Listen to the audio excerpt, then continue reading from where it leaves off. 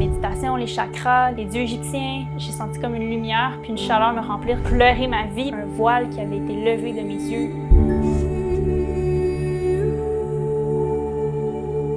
J'ai grandi dans une famille qui ne croyait pas en Dieu, ou en fait, s'ils croyaient en Dieu, je ne l'ai pas su. Mais mes parents ont divorcé quand j'avais 4 ans.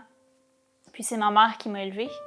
Et puis j'ai été heureuse, j'ai jamais manqué de rien. Quand j'étais pré-ado, à peu près, enfant pré-ado, il y avait une boutique à Val-d'Or, d'où est-ce que je viens, qui s'appelle Chaman. Puis j'allais là quelques fois. C'était une boutique ésotérique où est-ce qu'on trouvait toutes sortes de choses. Des trucs d'ange, des trucs de tarot, des cristaux, plein de choses comme ça. Puis j'aimais bien ça aller là, j'étais curieuse. Puis j'ai l'impression aussi que ça m'a ouvert un peu à l'idée d'un monde spirituel. Quand j'avais 17 ans, je suis partie de cette maison-là. Je voulais déménager le plus loin possible. Dans le fond, j'avais une relation qui était difficile avec ma mère à ce moment-là. J'étais très rebelle aussi. J'étais pas facile à vivre. Puis je voulais juste aller le plus loin possible de tout. Fait que j'ai décidé de déménager en Angleterre. C'est là que vraiment je suis allée beaucoup plus profonde dans les trucs ésotériques. Le nouvel âge, comme on m'appelle, quand on regroupe tout ça ensemble. Et puis j'étais à la recherche d'une vérité. Je savais, dans mon cœur, je savais qu'il devait y avoir juste une vérité. Mais il y avait des gens qui disaient « Ah, ben toi, ça c'est ta vérité, moi, ça c'est ma vérité. » Mais j'avais vraiment une conscience que non, il doit y avoir juste une vérité. Donc je la cherchais, puis je la cherchais partout où est-ce que je pouvais. J'ai cherché dans toutes les avenues, dans le fond. Fait que quand j'étais là-bas, j'ai essayé l'hindouisme. Il y avait un temple hindou à Londres, en Angleterre, puis j'allais là des fois. J'ai commencé à lire les livres, les Védas, qui sont les livres hindous. J'ai essayé la méditation, les chakras, les trucs avec les chakras, les dieux égyptiens. Vraiment, j'ai cherché dans plusieurs avenues. Puis le truc qui est devenu le plus gros pour moi, c'était les cristaux, la guérison par les cristaux. J'ai fait un cours là-dessus en ligne. J'avais plein de cristaux chez moi. J'avais comme mon éventail.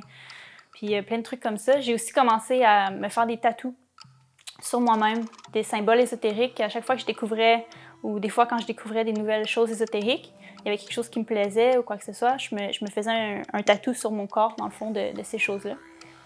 Et puis, il y avait des choses qui me satisfaisaient dans tout ça, mais il y avait quand même quelque chose, une réponse que j'avais toujours pas.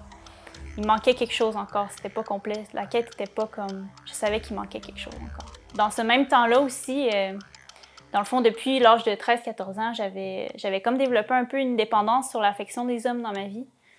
C'était quelque chose, j'avais toujours de besoin, la valorisation des hommes, sinon je me sentais pas bien. J'étais comme incapable d'être toute seule avec moi-même. Fait que j'allais toujours d'un copain à un autre comme ça, puis j'étais jamais comme célibataire. Puis une autre chose aussi qui remplissait les vides, c'est devenu les voyages, en fait. J'ai commencé à faire des voyages, je partais toute seule avec mon sac à dos, puis dans des pays comme lointains, dans des petites places. Je suis allée en Espagne, comme dans le sud, je suis allée au Maroc, mais vraiment comme dans les petits endroits loin de tout. Puis je faisais des voyages comme ça. Puis des fois, c'était dangereux même, mais je suis partie toute seule, puis j'étais comme à la recherche d'une révélation, quelque chose comme ça. Je suis revenue au Canada, finalement. Je suis partie d'Angleterre pour revenir m'établir au Canada.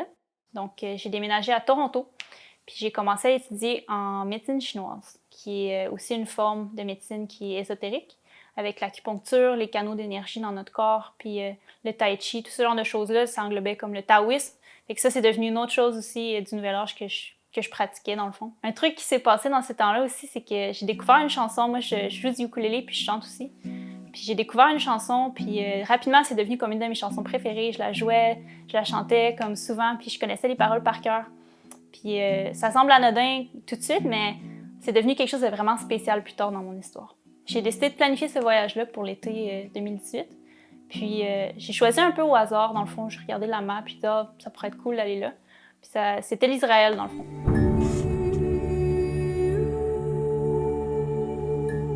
Moi, je savais pas qu'Israël, c'était dans la Bible, que Jérusalem, c'était dans la Bible. J'avais pas cette connaissance-là, je savais même pas. Pour moi, c'était juste un endroit qui serait cool à aller. Je suis partie avec mon sac, avec mes trucs, je suis allée en Israël. J'ai commencé à travailler dans un hôtel, comme un hôtel de voyageurs, une auberge, à Jérusalem, dans le vieux Jérusalem. Quand j'étais là-bas, j'ai rencontré évidemment des chrétiens. Puis une personne en particulier, avec qui j'ai commencé à me tenir comme à tous les jours. Puis cette personne-là a commencé à me parler de Jésus. Puis au début, j'étais sceptique. Parce que j'avais déjà comme établi dans ma tête que pour moi, la religion, c'était pas la vérité. T'sais. J'avais déjà enlevé cette option-là parce que je voyais rien de réel dans la religion. Mais quand ce gars-là a commencé à me parler de Jésus, il me parlait d'une façon qui avait vraiment rien à voir avec la religion, dans le fond, comme si vraiment il y avait comme une relation avec Dieu. C'était différent. Après un certain temps, quand cette forteresse-là est comme tombée, puis que j'ai vraiment compris que, en fait, le but, c'était d'avoir une relation avec Dieu, une vraie relation, que lui, il est là, il est personnel, puis on peut lui parler. Puis quand j'ai compris tout ça, c'est là vraiment que j'ai commencé à être plus curieuse puis intriguée. Donc, au fil des choses, éventuellement, je me suis dit, je vais commencer à lire la Bible. Fait que je suis allée m'acheter une Bible, puis j'ai commencé à la lire. Je me suis dit, je vais la lire, puis je vais voir pour moi-même si c'est la vérité ou pas. Je vais arrêter de juste écouter ce qu'il me dit, mais je vais le lire. Fait que j'ai ouvert la Bible, puis j'ai commencé à lire dans Genèse, après j'ai lu dans Matthieu. Et puis, je me souviens, ça me parlait vraiment, puis il y avait quelque chose là, qui m'attirait dans ce livre-là, puis il y a des choses qui me parlaient vraiment dans mon cœur.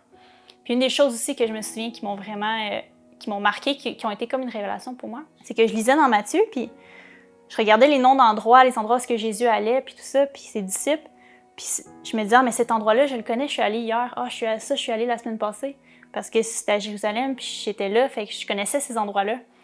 Fait que c'est là que, dans ma tête, ça l'a fait comme, wow, c'est pas comme un livre de contes de fées que je suis en train de lire, là. C'est vraiment un livre d'histoire, ces endroits-là, je les connais, je suis allée, j'ai marché là. Fait que ces choses-là, c'est des histoires qui se sont passées pour vrai, ce livre-là, il est réel. Ce gars-là avec qui je parlais beaucoup, il m'a fait regarder un film, c'était plus un documentaire en fait. Mais dans ce film-là, premièrement, on voyait des gens être guéris.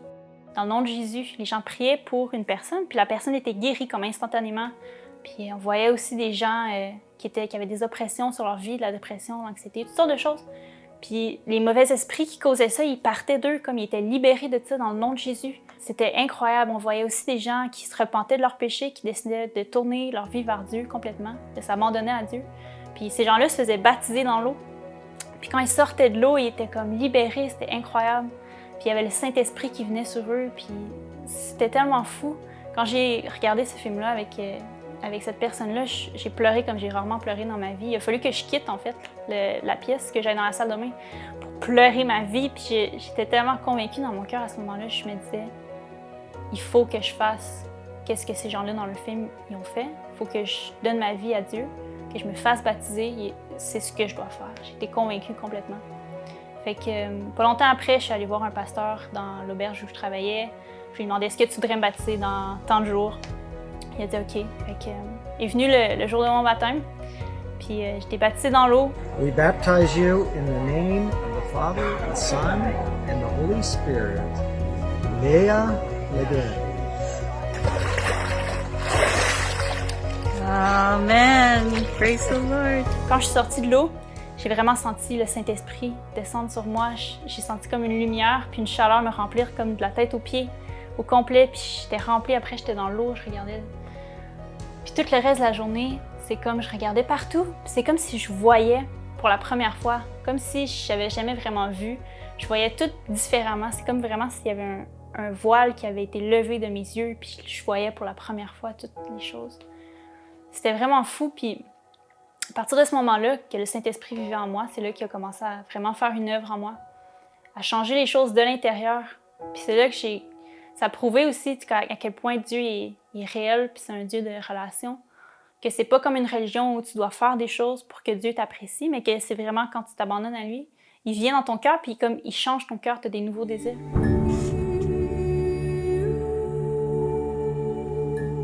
Donc, mon voyage en Israël puis en Égypte, c'est terminé, puis je suis revenue au Canada. J'ai déménagé dans une nouvelle ville, j'ai commencé à étudier dans un nouveau domaine. Et puis, Dieu m'a amenée à des frères et sœurs dans le Seigneur, avec qui j'ai pu grandir dans les 2 dernières années.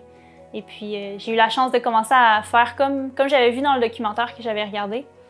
Aller dans les rues, puis prier pour les gens, puis voir les gens être guéris sous mes yeux, puis ils sont tout excités, puis là, moi, je suis toute excitée. Puis des gens là-dedans qui acceptent vraiment l'Évangile, qui comprennent, puis qui veulent se faire baptiser, qui reçoivent cette nouvelle vie-là, qui se repentent de leurs péchés. J'ai eu la chance de prendre part à l'œuvre que Dieu fait, la même œuvre qu'il a fait en moi, de prendre part à cette œuvre-là dans la vie des autres.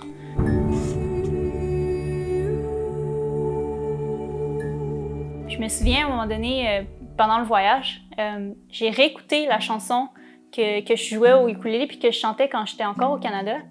Puis c'est drôle parce que je connaissais les paroles par cœur de la chanson, mais là, quand je l'ai réécoutée après mon baptême, en étant née de nouveau avec le Saint-Esprit, j'ai comme compris qu'est-ce que les paroles disaient pour la première fois, même si je la connaissais par cœur avant. Je l'ai écouté puis j'ai compris en fait que c'était une chanson sur le baptême. En anglais, ça dit « As my sins flow down the Jordan », que mes péchés ils coulent dans le Jourdain. Puis j'avais été baptisée dans le Jourdain pas longtemps avant ça. Fait que c'est comme cette chanson-là est devenue une prophétie sur ma vie qui s'était réalisée dans la même rivière, puis c'était la même expérience que j'ai eue. Puis ça a comme été une confirmation pour moi de dire que Dieu était au contrôle de tout ça depuis le début, puis qu'il était vraiment réel, puis il était vraiment personnel à moi. Mon message, dans le fond, c'est à ceux qui regardent, c'est que la vérité, si c'est ça que vous cherchez, je l'ai cherché longtemps. Je suis pas très vieille, mais je l'ai quand même cherché assez longtemps, puis je peux vous dire que ma quête s'est terminée quand j'ai donné ma vie à Jésus. J'ai pu chercher, puis j'ai la paix maintenant, une paix indescriptible qui vient quand tu sais exactement pourquoi le monde est comme qu'il est, qu'est-ce qui vient après, c'est quoi qui va arriver vers la fin. Puis de savoir que même si j'étais séparée de Dieu par mon péché, que Jésus est venu, il a été le pont pour moi, même si j'aurais jamais pu être une assez bonne personne pour pouvoir plaire à Dieu, mais Jésus, il l'a été pour moi. Puis quand on s'accroche à ça, c'est humiliant, c'est confrontant, mais ça apporte une liberté puis une paix qui se trouve à nulle part ailleurs. Donc, je vous encourage à chercher la vérité puis donner votre vie à Jésus. Dip me in your smooth waters, I'm going. As a man with many crimes, come up for air. As my sins flow down the Jordan, ooh, I wanna come near and give you every part of me. But there's blood on my hands, and my lips are unclean. Take me to your river,